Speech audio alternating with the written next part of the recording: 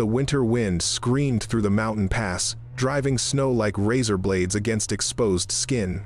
The temperature had dropped to 15 below zero, turning breath into clouds of white vapor that hung in the frozen air for seconds before vanishing. In the middle of the SEAL team, she was just the ammunition carrier, trailing at the rear light footsteps, breath thin as morning frost. No one paid attention to her in the thick blizzard. But then, amid the howling wind and gunfire tearing through the darkness, the team's sniper collapsed onto the snow, his blood spreading red across the white canvas. The entire unit stood trapped in an ambush that chilled them to the bone. As the enemy closed in through the driving snow, she picked up the sniper rifle, and the truth about this woman began to emerge. Lena Carter walked behind the SEAL formation, her back bent under 2 packs of ammunition weighing twice her body weight. The mountain range stretched endlessly before them, every peak and valley buried under layers of pristine white snow that reflected the pale moonlight. At -15 Celsius, every breath she took crystallized instantly into white mist that drifted away on the wind. Her teammates thought she was just logistics support, someone who tagged along to keep them supplied. They had no idea that her eyes constantly scanned the elevations, calculated wind patterns, measured light conditions like someone intimately familiar with looking through a scope. She noticed everything: the way shadows fell across distant ridgelines, how the wind direction shifted as they moved through different terrain features, the precise angle of moonlight on snow that could reveal or conceal a position. The contrast was stark. A small woman in the brutal winter wilderness, carrying burdens that most would consider unbearable, dismissed and underestimated by those around her.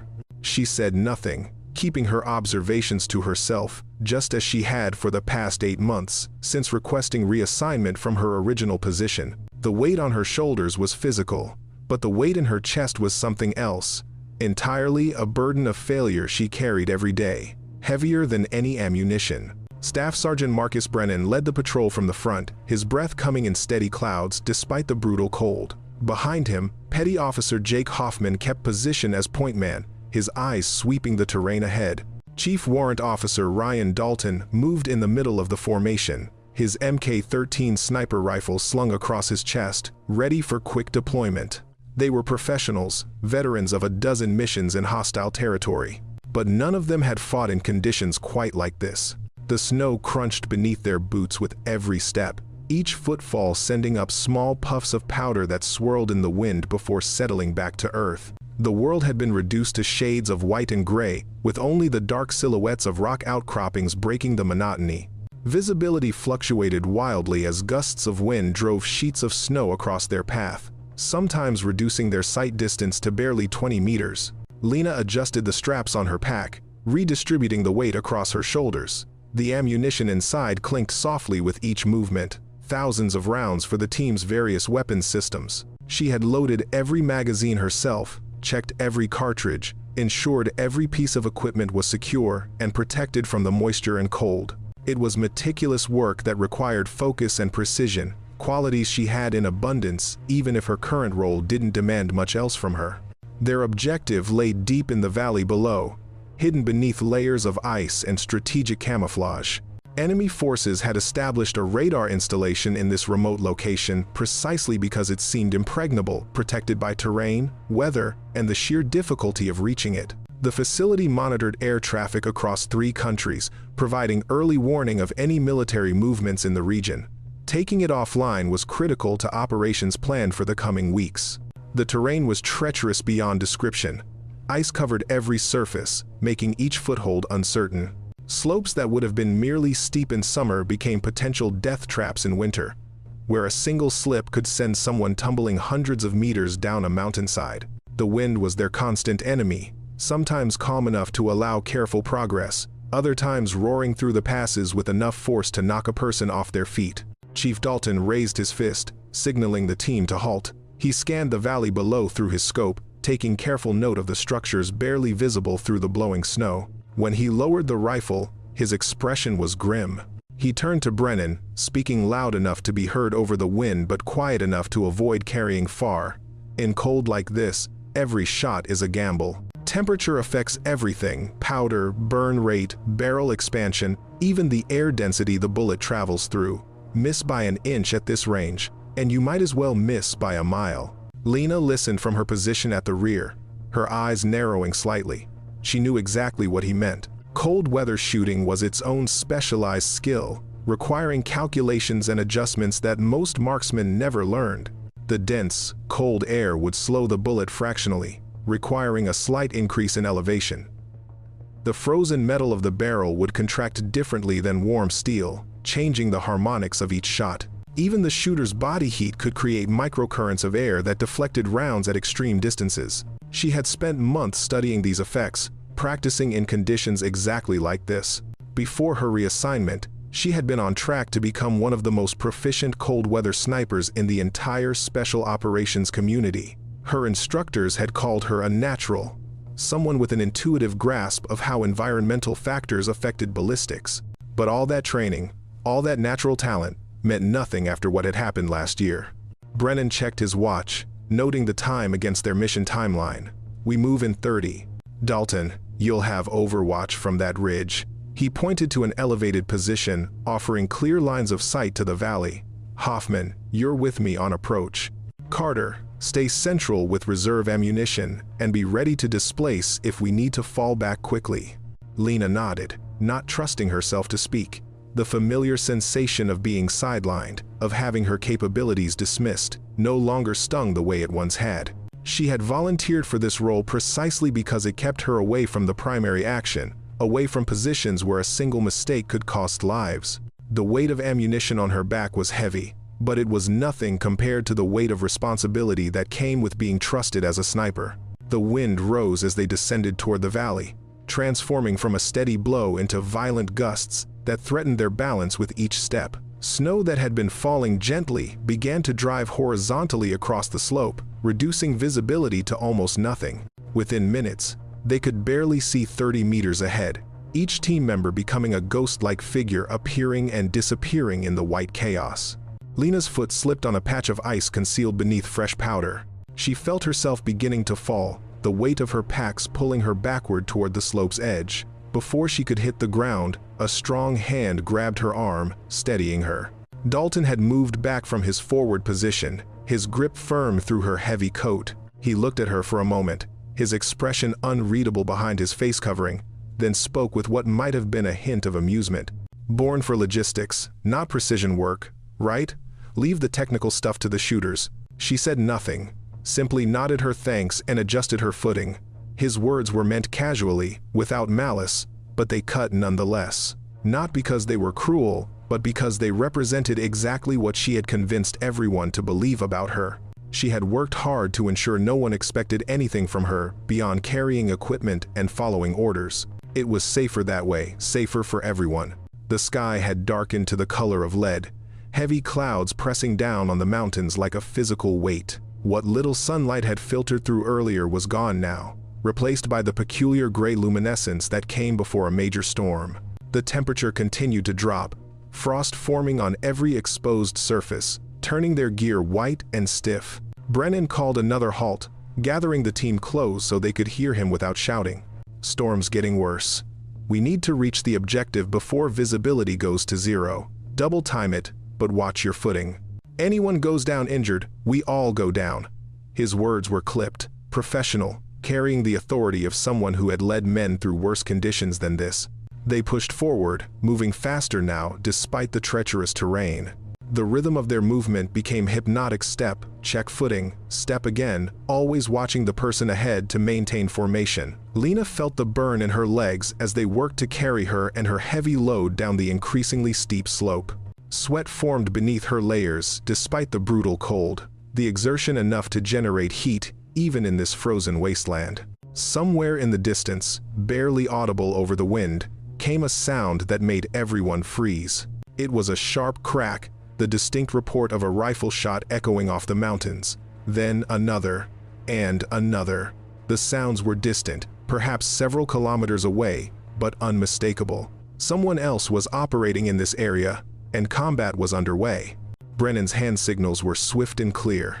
Spread out, take cover, weapons ready. The team moved with practiced efficiency, each member finding whatever protection the terrain offered. Lena dropped behind a snow-covered boulder, her hands instinctively checking the security of her equipment. The sense of unease that had been building throughout the march suddenly crystallized into something sharper, more immediate. They were not alone in this frozen hell. Night fell with shocking suddenness, the already dim light fading to near total darkness in what seemed like minutes. The snow continued its relentless assault, now falling so heavily that it formed a white curtain between them and anything more than a few meters away. They had reached a narrow defile, a gap between two rocky ridges that formed a natural choke point. It was the fastest route to their objective, but also the most dangerous. Brennan made the call to push through. They had no choice. The storm was only going to get worse, and finding an alternate route in these conditions was impossible. The team moved into the gap, weapons raised, every sense straining for signs of danger. The sound of their movement seemed impossibly loud in the confined space, boots crunching on snow, equipment rattling softly despite their best efforts at silence. The first shot came without warning. A brief flash of light from the ridge above, followed instantly by the crack of the rifle and the wet thud of impact. Dalton went down hard, his body sprawling across the snow. Even in the darkness, the blood spreading beneath him was visible, a dark stain against white, growing larger with each passing second. More shots followed, muzzle flashes erupting from multiple positions on both sides of the defile. The ambush had been perfectly laid, catching them in a killing zone with no cover and no easy escape. Brennan was shouting orders, his voice barely audible over the chaos of gunfire and wind. Hoffman returned fire toward the nearest muzzle flash, his weapon cutting through the night in short, controlled bursts. Lena moved without thinking, her body responding to training that ran deeper than conscious thought. She was at Dalton's side in seconds, her hands already assessing his wound while her eyes scanned the ridgelines above. The shot had come from 11 o'clock, approximately 300 meters up the western slope. She could see the position clearly in her mind, despite the darkness and snow, a natural depression in the rocks that would provide excellent cover while offering a commanding view of the kill zone. Dalton's breathing was labored, each breath producing a wet, rattling sound that spoke of serious internal damage. His eyes found hers, and for a moment there was recognition, understanding. Then his hand moved weakly toward the rifle still slung across his chest. He was trying to tell her something, but the words wouldn't come. His fingers brushed the weapon's stock, then fell away. Another volley of shots tore through the air above them, the enemy fire coming in coordinated waves designed to pin them down and destroy them piecemeal. They were locked between two lines of fire, caught in a trap that was closing with brutal efficiency. Brennan's voice cut through the chaos again, sharper this time, edged with the first hint of desperation. "Fall back! Everyone, pull back now!" But there was nowhere to fall back to. The enemy had anticipated their route, positioned themselves to control every avenue of escape. The blizzard that had seemed like their ally now worked against them, concealing enemy positions while making it impossible to identify safe paths of retreat. They were pinned, exposed, and running out of time. Brennan's order came sharp and clear through the chaos. "Pull back, now!" But the wind and snow made retreat a death sentence. Every direction led through killing fields. Every path exposed them to fire from multiple angles. The blizzard had become their prison, trapping them as surely as bars of steel. Lena's hands moved to Dalton's rifle, lifting the MK-13 from his chest with movements that were smooth, practiced, automatic. Her fingers found the controls without looking, adjusting the scope's settings even as she brought the weapon to her shoulder. The rifle felt like it belonged there, like an extension of her own body that had been missing for too long. The team stared in shock as she worked. How did she know how to adjust the scope for the weight of accumulated snow on the barrel? Why were her movements those of someone who had done this 1,000 times before? The questions hung in the frozen air, unspoken but obvious in their expressions. This was not the uncertain logistics specialist they thought they knew. She spoke quietly, her voice carrying despite the wind. "If I don't shoot right now, we all die here." There was no bravado in the words, no false confidence.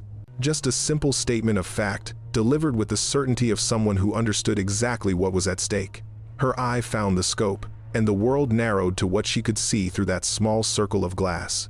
The scope revealed a world transformed by magnification and enhanced optics. She could see through the falling snow to the position she had identified earlier, could make out the faint outline of a shooter repositioning for another volley. Her mind performed calculations automatically distance, wind speed and direction, temperature, elevation angle, the effect of snow accumulation on the bullet's flight path. The math happened faster than conscious thought, muscle memory and training combining to produce a firing solution. She let her breath out slowly, feeling her heartbeat steady despite the adrenaline flooding her system. The trigger pull was smooth, gradual, exactly as it should be. The rifle kicked against her shoulder, the suppressor reducing but not eliminating the sharp crack of the shot. Through the scope, she watched the distant figure jerk and fall, his weapon tumbling from nerveless hands to disappear into the snow below. The silence that followed was profound.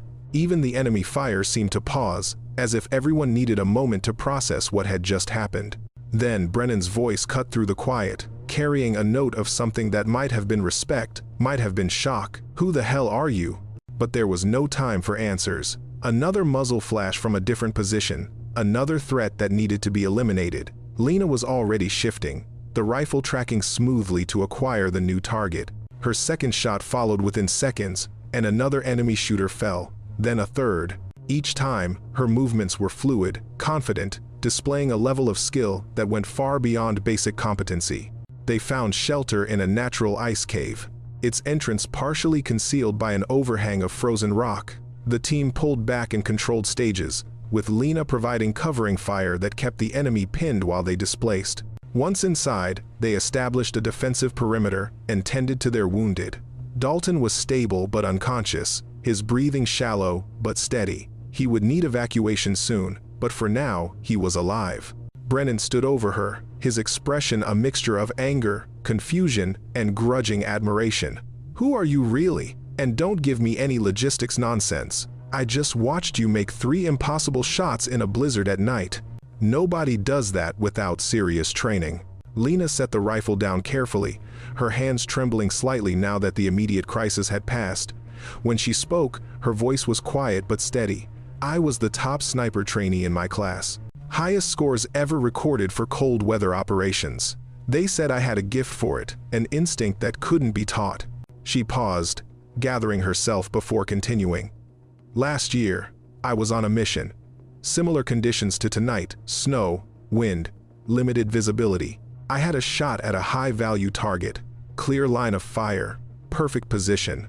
But the wind shifted at the last second. Just a slight change, barely noticeable. My bullet missed by 6 inches. Her voice grew quieter. "It hit my spotter instead.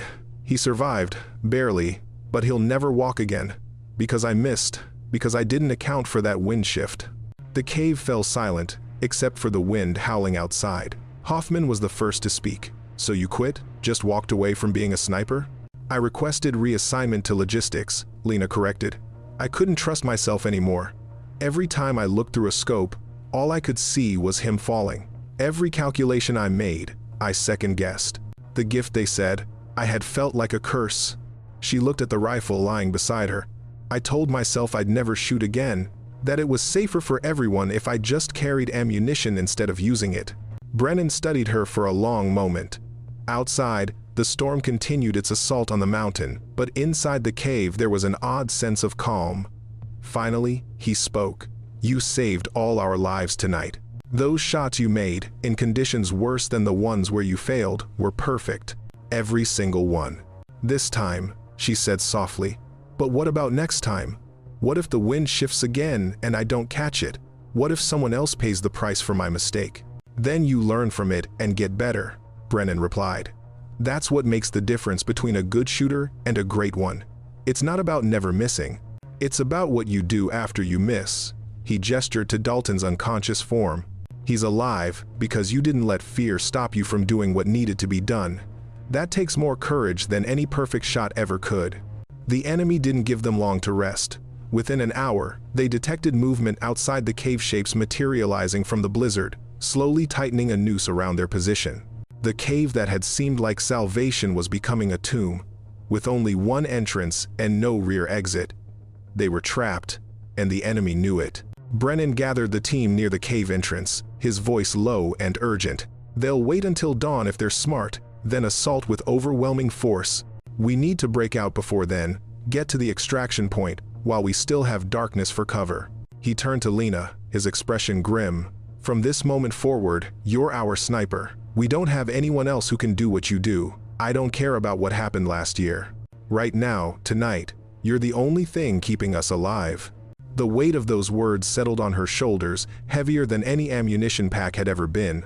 This was what she had fled from, the responsibility she had convinced herself she couldn't handle. But looking at the faces of her teammates, seeing the trust they were placing in her despite having just learned the truth, something shifted inside her chest. She moved to the cave entrance, using a small ice ledge as a shooting platform. The rifle felt right in her hands now, the familiar weight no longer triggering memories of failure, but something closer to purpose. Through the scope, she could see the enemy positions taking shape in the storm, individual soldiers moving with tactical precision, closing the ring. Her role now was different from before. She wasn't just taking shots, she was controlling the entire battlefield, directing her teammates' movements, denying the enemy key positions with precisely placed fire. She called out ranges and bearings, guided Hoffman to covered positions, warned Brennan of enemy movements before they became threats. The gift she had tried to bury was emerging not just as shooting skill, but as battlefield awareness that bordered on prescient. A group of enemy soldiers tried to flank their position, moving along a snow-covered ridgeline that would bring them within grenade range of the cave entrance. Lena saw them before anyone else did. Shadows against shadows barely visible through the scope. 3 shots in quick succession, and the threat evaporated. The remaining enemy soldiers scattered, seeking cover, their assault disrupted before it could develop. The team began their withdrawal, moving in coordinated bounds, while Lena provided overwatch. Each time enemy fighters tried to pursue, her rifle spoke, forcing them back into cover. She was fighting not with anger or vengeance, but with cold calculation, every shot serving a purpose, every action designed to protect her team. This was what she had been trained for, what all those hours of practice had prepared her to do. They had almost cleared the kill zone when the situation deteriorated catastrophically. Enemy reinforcements arrived, setting up a heavy machine gun position on the high ground that commanded the entire valley. The weapon began traversing, its muzzle flashed bright in the darkness as it sought targets. Once it found their range, they would be cut to pieces in seconds. The distance was extreme, somewhere between 16 and 1800 meters. The wind was howling at what had to be 40 kilometers per hour, gusting even higher. Visibility through the scope was almost zero, the falling snow creating a white wall that seemed impenetrable. The target itself was barely discernible, just the faint glow of the machine gun's muzzle and the vague outline of the crew operating it. Brennan looked at the position, then at Lena, and slowly shook his head. "Nobody can make that shot, not in these conditions. We need to find another way." But there was no other way. The machine gun was already finding its range, rounds cracking past their position with increasing accuracy. In 30 seconds, maybe a minute, the gunner would have them zeroed. After that, survival was measured in moments. Lena settled into position, her body automatically assuming the stance that had become second nature through years of training. She spoke quietly, more to herself than to anyone else. "I made this shot once before. During qualification trials, different mountain, same conditions, same distance." She paused. "And this time, I won't fail." The calculations were complex, almost beyond comprehension. She had to account for the bullet drop over extreme distance, the wind drift that would push the round meters off course, the density of cold air that would slow the projectile, the humidity of falling snow. She had to factor in the angle of the shot, the rotation of the earth itself at this latitude, even the slight difference in elevation between her position and the target. Her breathing slowed, each breath timed to the rhythm of the wind gusts. She waited for the brief lull between gusts, that fraction of a second when the air was relatively still. Her finger took up the slack on the trigger, steady pressure building until the rifle fired almost as if by its own will. The report was deep, resonant, the suppressor unable to fully contain the power of the shot. The rifle kicked against her shoulder, but she rode the recoil, keeping the scope steady to observe the impact. For what seemed like an eternity, there was nothing, just the continuing snowfall, the darkness, the distant glow of the machine gun. Then the machine gun exploded. Not metaphorically, but literally, a bright flash of light and flame as her round struck something critical in the weapon's mechanism or ammunition supply. The fireball illuminated the mountainside for a brief moment before fading. leaving only darkness and the memory of light reflecting off falling snow like frozen fireworks. No one spoke. The team simply stared at her, then at the distant hillside where their executioner had been moments before. Hoffman finally broke the silence with a low whistle. "That was impossible. Literally impossible. I just watched you do something that can't be done." "It was necessary," Lena replied simply, already scanning for new threats. "Move now while they're disorganized. We won't get another chance." The team moved through the mountain pass with renewed urgency, knowing that reinforcements would be converging on their position. The extraction point lay 3 kilometers ahead, across terrain that was treacherous even in daylight. In the darkness and storm, it would test every skill they possessed. Enemy forces pursued, but with less coordination now, their command structure disrupted by the loss of their heavy weapons position. Small groups tried to intercept the retreating Americans, but Lena's rifle kept them at bay, each shot carefully placed to maximum effect. She was no longer the frightened soldier who had requested reassignment. She was what she had been trained to be: a guardian, a protector, someone who stood between her team and harm. Dalton regained consciousness during the march, carried on an improvised stretcher between Brennan and Hoffman. His voice was weak but clear when he spoke. "Did we make it? Are we clear?" "Almost," Brennan replied. "Thanks to Carter. She's been covering our withdrawal." Dalton managed a weak smile. "Good. I knew there was something about her. Nobody handles a rifle like that without serious training." He coughed, then continued. Tell her she's got the job. Official sniper position. She's earned it." The sound of helicopter rotors cut through the wind, their extraction bird arriving exactly on schedule. The pilot had navigated through the storm using instruments and pure skill, finding the designated landing zone despite visibility that should have made flight impossible. The team loaded aboard quickly, lifting off just as enemy forces reached weapons range. As the helicopter climbed above the mountains, Lena looked down at the white landscape below. Somewhere down there were the positions she had engaged, the shots she had taken, the lives she had ended to preserve the lives of her teammates. The snow would cover all traces by morning, erasing the evidence of the night's violence, leaving only pristine white silence.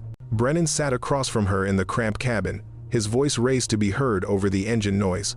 "That shot you made, the impossible one through the blizzard. How did you know you could do it?" She considered the question for a moment before answering. "I didn't know, not for certain, but I knew that if I didn't try, we'd all die. Sometimes the choice isn't between success and failure. It's between trying and giving up. Tonight, I chose to try." The blizzard continued below them, snow falling endlessly on mountains that had witnessed countless battles and would witness countless more. But for this team, this night, the white nightmare was finally over. The debriefing took place in a warm room that felt surreal after the frozen hell of the mountains. Officers reviewed the mission parameters, the enemy contact, the decisions made under fire. When they reached the part about Lena's performance, the questions became more detailed, more focused. They wanted to understand how someone listed as logistics support had performed at the level of an elite sniper. Commander Patricia Walsh listened to the reports with professional interest, her expression neutral until Brennan described the final shot through the blizzard. Then she looked up sharply. 1,800 meters? In a full storm? With wind strong enough to require a 4-meter lead? And she made it on the first shot? "Yes, ma'am," Brennan confirmed. "I wouldn't have believed it if I hadn't seen it myself. Hell, I still barely believe it. But that shot saved all our lives." Walsh turned her attention to Lena, who stood at attention nearby. "Carter, I have your original training records here. Top marks in every category. Instructors recommended you for immediate advancement. Then you requested transfer to logistics with no explanation beyond wanting a change. Care to tell me what really happened?" Lena explained about the mission, the wind shift, the friend who would never walk again. She spoke matter-of-factly, without self-pity or excuses. When she finished, Walsh was quiet for a long moment. "You made a mistake under combat conditions," Walsh said finally. "It happens. What doesn't happen is someone with your level of skill walking away from it. We need people like you, Carter. People who can make the impossible shots when everything depends on it." She pushed a folder across the desk. "This is your sniper requalification paperwork. It's already been approved based on your performance in the field. The question is whether you'll accept it." Lena looked at the folder. then at Brennan and the others who had fought alongside her. They were watching her with expressions that mixed hope and certainty, as if they already knew what her answer would be. Maybe they did. Maybe she did too, even if she hadn't fully admitted it to herself until this moment. "I accept," she said quietly, "on one condition. When I make my next mistake, because I will make mistakes, I want to be evaluated on how I recover from it, not judged solely on the failure itself. That's the only way I can do this job without the fear controlling me." Walsh nodded. "Agreed. That's actually how we should evaluate everyone, but most people don't have the self-awareness to ask for it." She extended her hand. "Welcome back to active sniper status, Carter. We're glad to have you." 3 weeks later, Lena stood on a frozen training range, teaching a class of new sniper candidates about cold weather shooting. The conditions were brutal, not as bad as that night in the mountains, but close enough to test their resolve. She watched them struggle with the calculations, saw them fight against the wind and cold, recognized in their faces the same doubts she had once carried. One of the students, a young corporal named Jennifer Hayes, approached after the session. "Ma'am, they're saying you made a shot at 1,800 meters in a blizzard. Is that true?" Lena considered the question, remembering that night, that moment when everything had depended on a single bullet traveling through chaos to find its mark. "It's true," she confirmed. "But that's not the important part of the story." "What is the important part?" Hayes asked. "That I almost never got the chance to make it," Lena replied. "I let one failure define me for months. I convinced myself I couldn't be trusted with a rifle because I'd made a mistake. The important part isn't the perfect shot. It's that I picked up the weapon again despite being terrified, despite all the reasons I had to refuse. That's what made the difference." She looked out across the snow-covered range, where targets stood silent in the frozen landscape. "You'll all miss shots. You'll all have moments when everything goes wrong despite perfect preparation. What matters is what you do next. Do you let the failure destroy you, or do you learn from it and become better?" The students nodded, but she could see in their eyes that they didn't fully understand yet. They would, eventually. The lessons that mattered most were always learned the hard way, written in experiences that couldn't be fully conveyed through words alone. That evening, Dalton came by her quarters, walking with a cane, but walking nonetheless. His recovery had been faster than expected, though he'd been cleared only for administrative duties. He found her cleaning her rifle, the familiar ritual of maintenance that every shooter knew by heart. "Heard you're teaching now," he said, settling into a chair. "How does it feel?" "Strange," Lena admitted. 8 months ago, I was convinced I'd never shoot again. Now I'm supposed to teach others how to do it." She paused in her cleaning to look at him. "Do you ever doubt yourself? After being wounded, do you wonder if you'll freeze up next time?" "Every day," Dalton said without hesitation. "Every single day. But that's not weakness, that's awareness.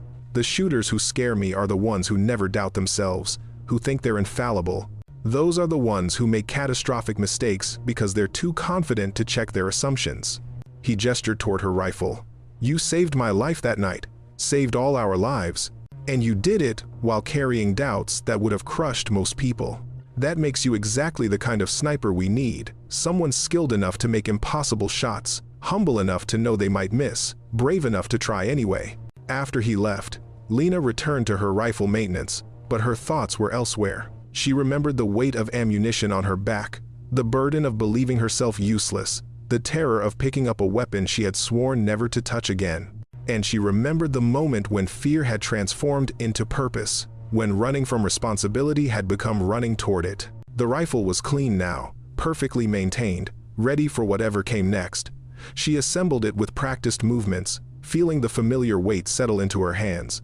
Outside, snow was beginning to fall again, soft flakes drifting past the window to blanket the world in white.